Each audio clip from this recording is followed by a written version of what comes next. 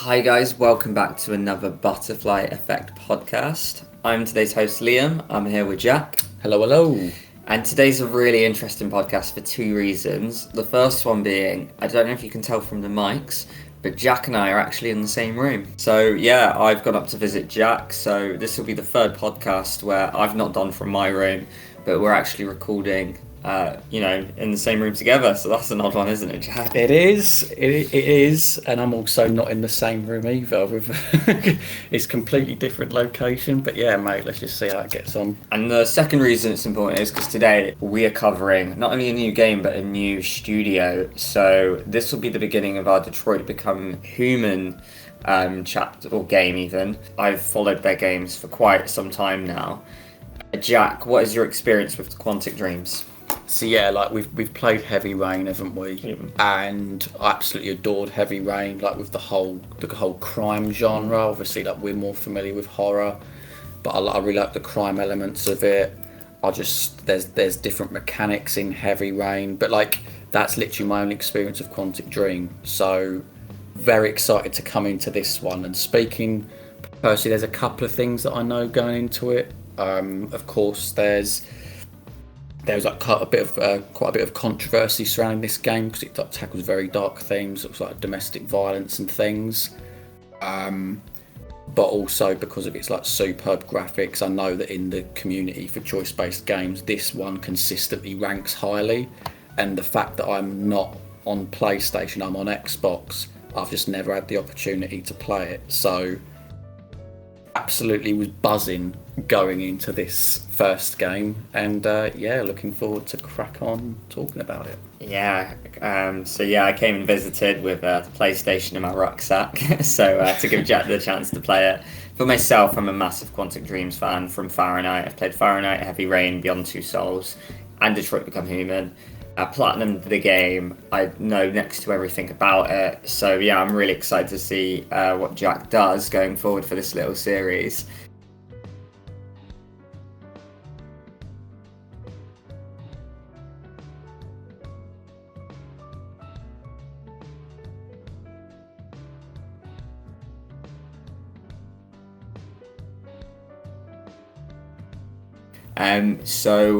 Jack's played the first full chapters. I mean, I'm going to ask a really general question, Jack.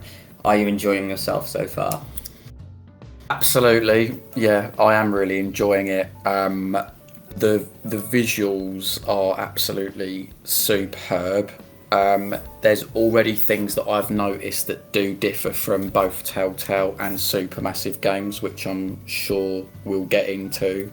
And I think that these 4 chapters were just a very nice introduction to the character you're going to play as, and of course it serve as a tutorial for the various gameplay aspects. So yeah, honestly, really strong start, mate. Of course. I mean, let's get straight into it. I mean, before we tackle the game though, we'll talk a little bit about the pause menu. We'll talk more about the pause menu going forward, especially when it becomes more relevant later on. But I just want to bring up, so we start off with Chloe, this blonde AI, and she almost acts as our AI ourselves. She's in the room with us. She complimented Jack's living room at one point. She did. Came up with Schrodinger's cat terminology. I mean, Jack, what's your whole impression of having Chloe in the menu? The fact that the developers went to that level of detail just shows how much care that they've put into this game. I suppose that's my overriding thing. Obviously we've recently covered The Quarry, and you do get like characters' faces come up on screen, but obviously they don't say anything. But this just takes it to the next level. It makes you feel like that you're developing like a personal relationship with her. Not that she's necessarily a narrator or anything like Dr. Hill or Eliza or anything like that, but she's just that figure that you can like regularly go back to on the menu, and like she can say things to you. And I know obviously I've still got to play further down the game, but there's going to be things where like her attitude can change from what you've told me. So I honestly, it's just a very welcome addition. Like, I'm just very happy that it's there. Of course, yeah. I mean, the point you mentioned as well, how clearly they put a lot of care in these games. Quantic Dream release a game not every year, not even that, every 5 years or something, even more than that. So it shows that they really take their time, and it's going to be the same again with the Star Wars game that is around the corner. But yeah, no, as you mentioned, yeah, for Chloe, it does get deeper. So yeah, we'll be sure to get into that. So I mean, the game kicks off, and it is with the demo, which you have played before. It is probably one of the most iconic things, and Quantic Dreams are amazing at just kickstarting games. And we start off as Connor, this intriguing character, one of our main three playable characters going forward. And off the bat, when you go in, a massive theme around this game will be the superiority, or the difference between the humans and the AI. The first thing you're greeted with is this lady running at you, wanting to save her daughter, and she's unhappy that they sent in an AI. So you're already met with the hostility. I mean, Jack, tell us a little about this Connor theme, or this Connor level, and your thoughts going into it and what you thought of it. So I suppose coming into it, and obviously like the scene you just mentioned with the woman coming straight at you, screaming, saying, no, not an android. And of course, you are there as a negotiator for like a very serious situation. I just find it so interesting that you're playing as the android. So I think a point of view perspective can really go a long way in determining your emotional, like just your feelings towards the characters, especially Connor, and of course you are playing as AI for like all three characters. So yeah, honestly really good, and I was just like blown away just by like, the visuals. You're literally just going into like some sort of apartment, aren't you? And there's like the various things that you can interact with, and it gives you like objectives as well, and there's even like little offshoots of that I did miss. But yeah, of course, like obviously, as those that have played the game know, it's a situation where an android has like slightly gone rogue, and it's like holding a child hostage on a rooftop, threatening to jump or threatening to shoot her.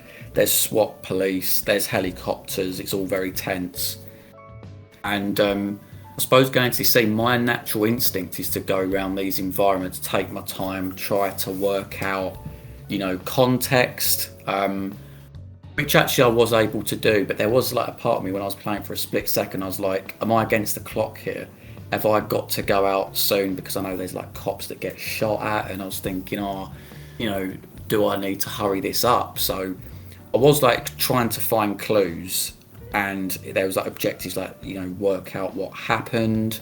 And I did, and there's like these really cool like reconstruction moments where you can do like little quick time events to solve certain things. And of course, like you can find out about the relationship between the android and the little girl. The name escapes me. But yeah, there's the little girl, and you can see that they're close. And then through like your digging, I basically found out that he had like faulty parts, or that he was going to be replaced, and that was like a big reason. And I think I actually did predict that. I was sort of thinking maybe that's the motivation as to why he's flipped the way he has. You also see the dad. He's dead, so obviously he's shot and killed him. But it all culminates in this like fantastic scene where you step outside, and of course you're armed with this knowledge. And one thing I did forget to mention is like how, as you're collecting evidence, a bar comes up to say like how likely of a success it's going to be for like completing your mission. And I thought that was a very neat touch, and each thing I found I was just growing in confidence. I was like, you know what, I'm going to go into this situation well prepped. But so yeah, it culminates on this rooftop scene, and you're like talking, you get various choices like, are you going to antagonise him? Are you going to sympathise him? Like, you are there as a negotiator. You're trying to ultimately save the little girl. You want to diffuse the situation. So naturally, I was like very sympathetic. I was calling him by his name to get with him on a personal level and such. And yeah, I think the way it panned out, honestly, it was the success. Like, he let go of the girl, and he came to trust me, essentially. So I was then very surprised with like how the sniper in the SWAT helicopter decided to then shoot Daniel dead. And as he was dying, the last thing he said was like, "Oh, you lied to me." And I was thinking, like, mate, I didn't lie to you. Like, that they betrayed you, not me.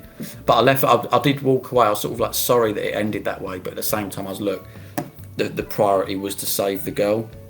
But I think it's interesting, like, because they're obviously very intelligent AI. It'll be interesting to see if in the game forward that like if Connor has like a rebellious streak, like whether he looks at situations like that and he's like, I was getting somewhere with him, we could have turned it round and then you just completely shut him down, shut him dead. It's like he might rebel himself. I don't know. It's like a little prediction. Yeah. But honestly, mate, yeah, it was just a fantastic opening and like, yeah, really happy with it. Yeah, great way to kickstart the game. You obviously touched a little bit about obviously the dialogue, the probability, of completing the mission, the analysis as well, which did really well from like the detective point of view, since he clearly is a police android. What did you make a little bit about the analysis? There's the, trying to find all the bullet holes on the dead bodies, this constructing the crime scene, going backwards and forwards to see where they dropped the gun or the tablet. I just thought it was quite a unique way of showcasing that. Very unique, and I very liked it. It did take me a little while to get used to, because I know, when you're scanning the bodies. Yeah. And there was a couple of moments, weren't there, where I was like, it says like 1 out of 3 or 2 out of 3, and I was like, there's clearly something else got to find. And I was moving around the screen a little bit, so I don't know if that could have been more clear. But at the same time, you got to be a detective. You've got to like forensically scan these things. So it's sure enough. Like I eventually went over the point where it like came up with a cursor and stuff, but. Very, very good. I like it a lot. And as far as the reconstruction scene, again, very good. I mean, I had to get a helping hand from you, didn't I? Because like you said, you could rotate the camera. Because there's the scene where the dad like chucks the photo behind him, and you can then identify it and then pick it up afterwards. But yeah, like it's got its own identity already. Yeah. Like I can quite easily separate this from every other choice-based game. Yeah. Supermassive and Telltale have made, and any other game really, because there's just a lot of gameplay heavy things within it. Yeah. I quite like as well some of the display features. For example, we'll see going forward that it's a fairly linear game, but it almost has this advantage where when you can't walk into a certain room, it will block it off, and instead of doing that video game thing where there's an invisible wall, or you walk and then your character says, oh, I shouldn't go this way yet, and automatically walks back, it does this thing where it builds a wall that only you can see as an AI because you're programmed to see it. And obviously the game's limited, but it takes that and it has it uses it as a strength, and it makes it like, oh, Connor's not allowed past here. And I just thought that was really interesting. And the last thing I want to touch on before we leave the scene is the fact that, as shown in the flowchart later, Connor can actually die at the scene, which, when you voiced it to me, you sounded very surprised that in the prologue, the opening chapter, you can instantly kill off your first character. Yeah. I mean, what did you think of that, mate? Honestly, very surprising. Like, you know how like even in like other games there are characters that can die off, but it doesn't. It's always meant to happen. Obviously, I'm still very in the dark with this game. Like, does that mean that you never play as Connor again? That you're only playing as 2 characters? Is it that in reality he gets killed, but maybe he gets rebuilt, and then you play him as again like further down the line? I don't know. But yeah, like very, very shocking. I'm glad to say that I did keep him alive, but.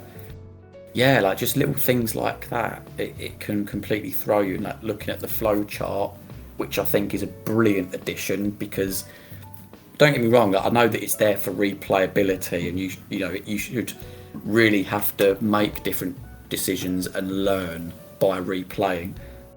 But I personally love the fact that there's a flow chart. I love the fact that you can go back and say, oh, so if I did that there, like I didn't save the fish. I didn't save the cop as I was approaching Daniel on the rooftop, so I was like, oh, I could have done that. So it's almost like you're learning it in a different way, but like I quite like it does that after each scene.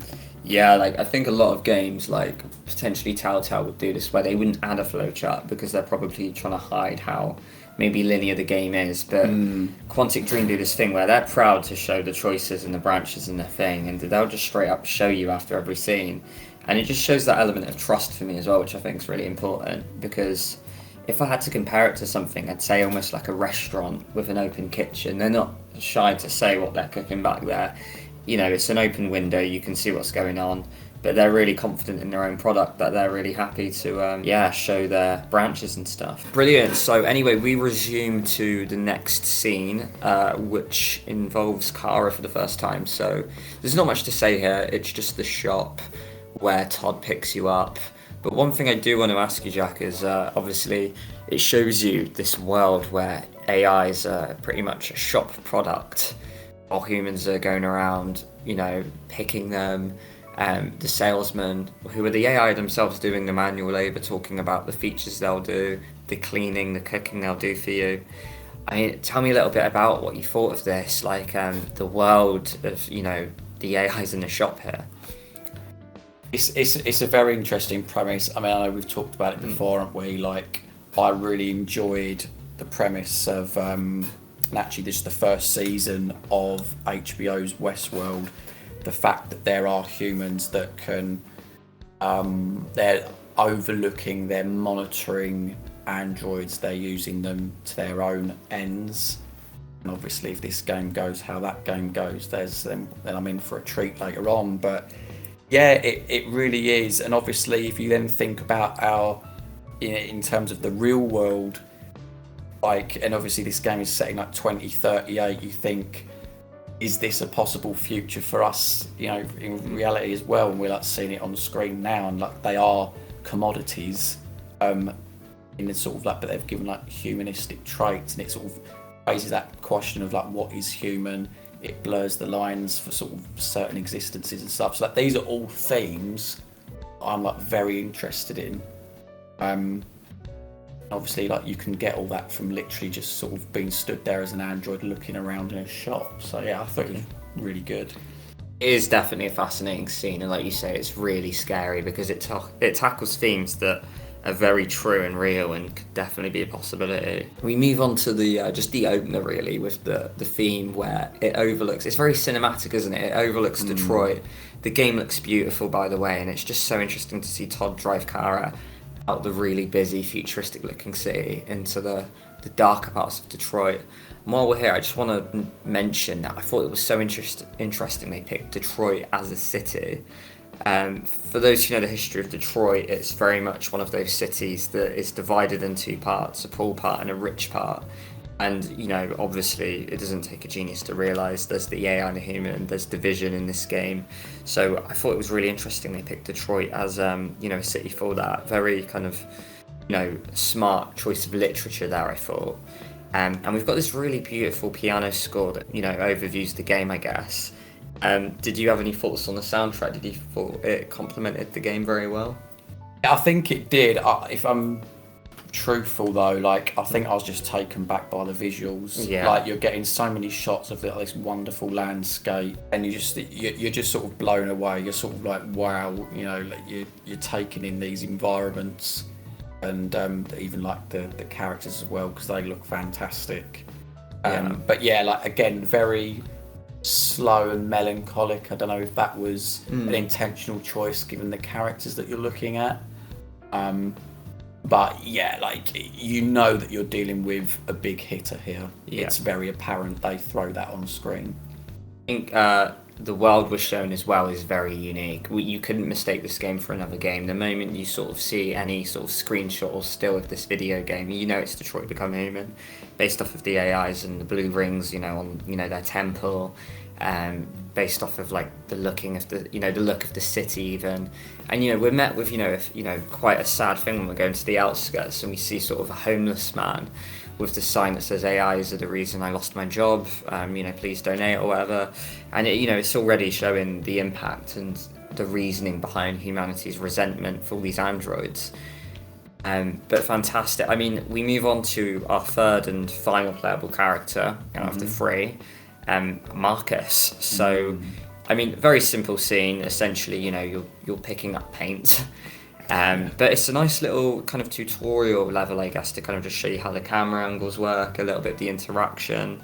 It does the whole thing where it doesn't let you pass zones again. There's the whole road safety thing where, you can only go across the traffics when they're green kind of thing. But yeah, what did you make of this whole Marcus scene and some of the interactions you had going around it, Jack? Yeah, nice. So honestly, like, Again, the attention to detail, like you just mentioned with the road, absolutely love that. The area that you're in, it's lively, it's bustling. You can hear protesters. You've got food stands. You've got obviously the homeless person. There's lots of people. Like it really makes you feel like that you're in a city. Of course, the objectives themselves very basic. You go to a shop, you pick up some paint, or like you collect a package at least anyway. I don't know, like I just had a feeling that like the protesters was something that you had to go over to. I don't know whether you could avoid that or not, but it was like a situation where I walked over. They're very anti-android, and like this sort of little fight assumes. I wouldn't call it a fight. I mean, you're just literally just getting pushed around by this protester guy. And there's a couple of quick time events or like moments. I don't know if anything comes of that if you fail them, but it ultimately culminates with like this police officer coming over, splitting it up, and then you moving on. But I do know that there was that thing I missed, wasn't there, about the hot dog stand guy. If you stand there, I mean, we did have the moment, didn't we, where he says, "Oh, you know, you need to get out the way. You're scaring away customers." Yes, it, yeah. And then you told me afterwards, like, if I stayed standing there, he comes over and barges you or something like that. So it's these little details that I'm absolutely loving so far, and I've only played it for like, what has it been, like an hour or something, maybe even less, I don't know, but yeah, really good. And then obviously it's just, you know, you complete the objective to get on the bus. Yeah, and Jack he took the bus ending, so you know, the best ending there is in the game. But yeah, just a few things I wanted to mention there. So obviously there's the busker. He has a sign that says, you know, human music played by a real human, which I thought was interesting. And more just of the human brutality against AIs. There's a jogger at one point, and he asks for his water, snaps his fingers, and just tells the guy to like shut up because he wants to be done by 4 p.m. And you really, off the bat, it's just so full on how humans treat these AIs and treat them like property. And I mean, you know, it's a subjective thing, but while you're playing the AI, it doesn't feel good. It's quite a dark world. It's quite bright in colour, but really dark messages, and it's just so interesting how it's done. But yeah, another thing I want to mention, and you know, I'll bring it up a little bit later as well when we talk about the intricacies of the game. But when Marcus is getting shoved around, or when he's doing a transaction in the paint shop, you notice the ring on his temple.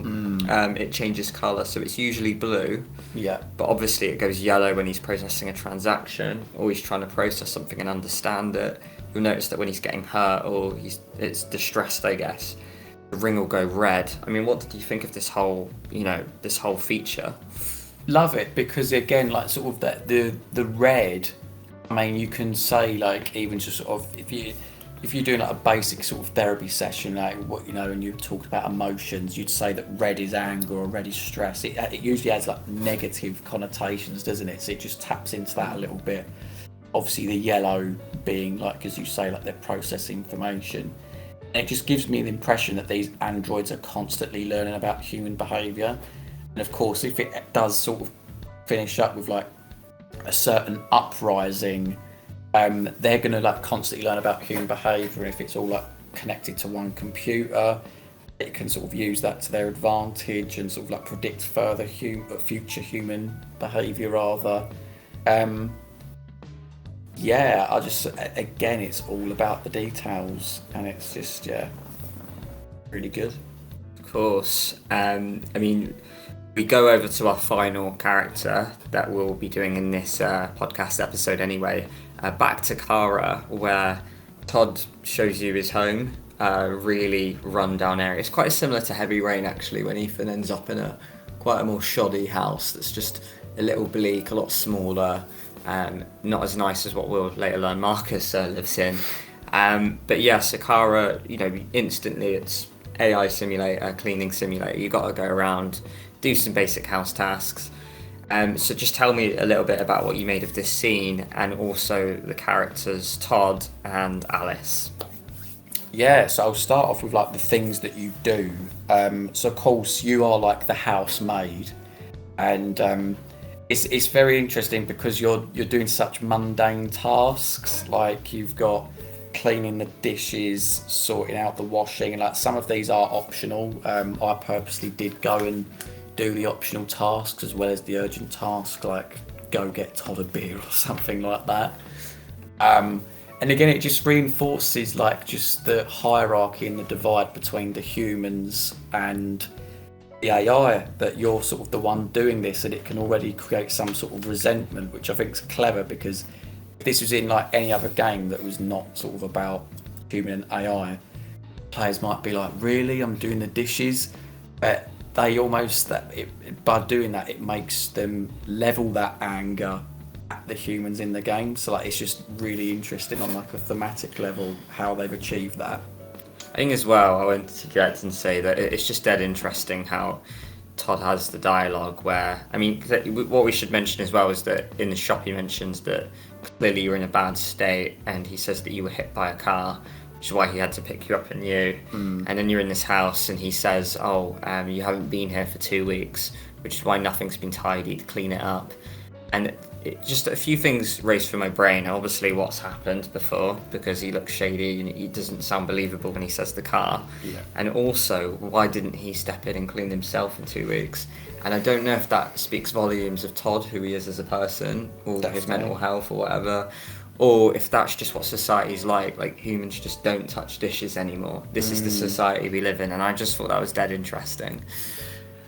Yeah, no, definitely. It just shows that sort of how lazy and how dependent they are on this tech, yet they still have the audacity to like treat them nastily. Which and obviously like the character of Todd is like purposely positioned and shouts at his daughter, even just by like the way the daughter acts, Alice. Clearly very scared, clearly very introverted. You don't see a mother figure in this house at all, which you can probe the little girl on. I don't think I did actually, did I? I think I was just trying to get her to talk about her interests, what her name was and such like that. But there's definitely something shady going on in that house, I will admit now, because I have seen like the trailer for this game, or like a few years ago I did see like a little clip of this game, that it can culminate with like you having a fight with Todd at some point. So I do know that it does escalate and that the guy does have like some serious problems. But I'll tell you what, while I'm thinking about it, there's other things in this chapter that I completely adore. So like the thing about the book, like, you know, obviously you can find the book that Alice likes in her bedroom. It's Alice in Wonderland. She then puts it back on the floor, and then you like step over the book. Marked a few of these down actually in case it jogs your memory. So the standing in front of the TV. Oh, of course, yeah. So like, obviously we know that Todd is like a bit of a dick, right? So there's like moments where he was, I wanted to watch the telly. It gave a prompt to watch the telly. I chose to. And then he immediately gunned me down. He's like, what are you doing watching a telly? You've got like jobs to do. So I then thought, you know what, I'm going to be passive aggressive and just stand in front of the telly. Like I controlled Kara to stand in front. And I was thinking, because it's a game, like that nothing would really happen. But literally seconds after, he went, what are you doing? Get the fuck out of the way. And I was sort of sat there. I was like, you know what, that's absolutely fantastic, because like they've taken that time to even cover bases like that. It's just, You'll notice that the game is littered with things like that, and the fun fact is you won't even see like 95% of them. There's things that, you know, if you end up doing this experiment, chances are they've covered it, and it's fantastic. Now, but really good detail. I mean, another thing to mention as well is even like the move controls of the PlayStation controller, for example, when you're washing dishes. I mean, that's like a very interesting thing, you know, to do alone that you don't really get from the other studios and games you've covered so far, is it? You don't. It's a welcome diversity with things you're doing with the controller. Now, obviously, I know that I'm playing this on PS4 and it has the pad where you can swipe, and obviously that has the motion sensor controls, which Xbox doesn't, and of course on PC it would be different. But I think that just the variety of things you're doing with the controller, or the variety of, you know, just like the variety of things you do with the controller. Opening a window, for example. Opening a window, like it's a mundane action, but it's not just hitting A. Like you're doing something else with it. You're married. You're sort of, in some instances, marrying your action with what you would actually do if you was opening a window. So like, again, it's levels above. So I mean, we'll talk a little bit about, you know, Todd as a character. I mean, I just want to talk briefly about the scene you had in the laundry room, a little horror scene where you go to get your laundry, you know, powder or whatever, and you find a little bag of red icing, and he's instantly on your case. Kara's, you know, temple circle lights up red, and he tells you to start his business. I just want to get a few of your thoughts, what you were thinking about, you know, during the scene. Well, obviously it just reinforces like what Todd is like as a man. Not to be trusted, not very likable, etc. It also makes me think that he's up to something dodgy. I don't know what this red ice stuff is. I know it has like a list of chemicals underneath it as well. Whether it plays into something to do with the AI, whether it's, you know, I don't know if it's like some sort of like drug or something, I really don't know. But it opened my eyes, because I'm pretty sure that the laundry was an optional thing. I might be wrong there, but I was thinking if I didn't do that, I wouldn't have necessarily found this potential strand in Todd's story. So it does make me think what's going on. Like, you know, there's going to be more things that I find out what he's up to in his spare time. Another thing as well, as you'll notice in the flowchart afterwards, there are a few unlockable things, notably in this chapter. It's the gun and the window. So for example, you can examine his tablets. If you do that, you're treated to opening his drawer and you'll see there's a gun there. And I guess if it was Telltale, you would see Kara will remember this. But in Kara's case, you'll get a little padlock that opens, and it just shows that it tells you that this will come in handy later.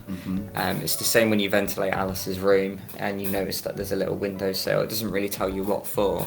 I mean, what did you make of this, and also just the other sort of interaction with the padlocks and, you know, showing the missions and stuff? Because I know you noted that yourself, didn't you? It's a brilliant feature, and even to go, I mean, it happened in that scene, but even going back to the scene with Connor, it will come up in the top left or the top right saying, you know, this may be beneficial for a bit of dialogue. So like, it not only rewards the player in the now because you're like brilliant, but it feels like it rewards you in the future as well because you've got that insight. And it makes me think, like, even before that encounter on the rooftop, I thought, okay, I know that his name's Daniel. It may be something on a personal level good in order to the whole negotiate the situations, like how they've got the mechanics to seamlessly interweave with the plot and how what your approach is for certain situations. I absolutely adore it. Yeah, no, of course, very good points. Yeah, I mean, I guess we can kind of move on to the end of the scene, really, where you spend a good majority of the chapter when you're in the garden trying to, you know, befriend Alice, but, you know, eventually it ends up in her room where you read the book, yeah, you finish all the tasks, you try to chat to her a little bit, and I got the sense you were growing more and more frustrated with you when she just wasn't opening up. But she leaves a key. I mean, I'll leave you to talk about what happened in your game there, mate. Yeah, so like, I was thinking for a little while, like, God, is this girl going to speak? Like, I'm being really nice to her, but like, to be fair, in the top right corner, it did start to say, I think it, like the arrow was pointing up and it said warm, didn't it? And it said trusted. So I was thinking, okay, she is coming round to me. And then she gives me this key, and I'd already seen the box before, so I was thinking, you know what, let's go and take a look in there. I was mildly thinking, oh God, Todd's going to come in while I'm looking, you know, like, you know, within the laundry room with like the bag of red ice and stuff. But yeah, I was just thinking, you see these pictures in there, don't you, of drawings of presumably Alice and Todd, and then you see the drawings of Kara, and we all know already that she has been part of them before, and it looked like there was a picture of him hitting Kara. So that's where these ties of like domestic violence come in again. Rather that implying that it wasn't necessarily a car that put her in there in the first place. It could be that Todd completely lost it, absolutely battered the hell out of Kara, and of course then her memory has been wiped and then the cycle continues. So no, yeah, that's good. been further reinforced as well by how this whole chapter concludes, isn't it? When you walk down the stairs when you finished with that, and Todd has a bit of a meltdown, doesn't he? Where, I mean, Alice is just playing with her little fox Teddy, and Yeah. he's just like, "Oh, you think I'm a lowlife, don't you?" Well, we're laughing, thinking, "Well, yeah, we do." Yeah. Yeah, it just takes it out on Alice, and I mean, is there any? We saw his antidepressant tablets. We know there's no mum. He says he can't get a job. Is there any sympathy towards Todd here, mate? No, there isn't really. It'll be interesting to see more of his. But I think you have to see what his backstory is. Is it that the mum died and he struggled with it, and therefore he's on antidepressants? It could be that he committed a crime, and therefore that's why he can't get a job. Maybe it's that he committed a crime, couldn't get a job, and his wife left him, and he's got custody of the daughter. It could be that. I don't know. So no, I'm not currently, because I suppose as hard as everything is on him, you've almost got to look at it from a paternal instinct. You just got to channel your energy into your child, and he clearly hasn't done that. It's been more selfish behaviour and acts from him. But it'll be interesting to see how his story develops, because there might be a slight sympathetic angle that comes in. But at the moment, absolutely not. Of course, fantastic. I mean, that's all we have for this chapter. Jack's played the first 4 of them. So yeah, we're going to crack on, play the rest of the game, because as you'll realise in this series, we will be recording every time Jack does 4 chapters, so it should be an 8-parter.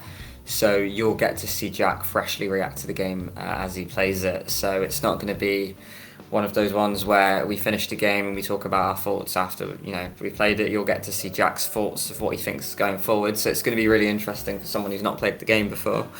But yeah, I mean, it's really good to see you're enjoying it so far. I absolutely love this game. It's one of my favourites. I'm so happy we're covering it on the channel. So firstly, we hope you guys enjoyed this episode. We hope you enjoy the rest of the series. I mean, without further ado, Jack, I'm ready to crack on to the next one if you are. No, absolutely. Let's do it. Brilliant, guys. So we'll see you on the next episode. Thank you very much for joining us. See you soon. Bye-bye.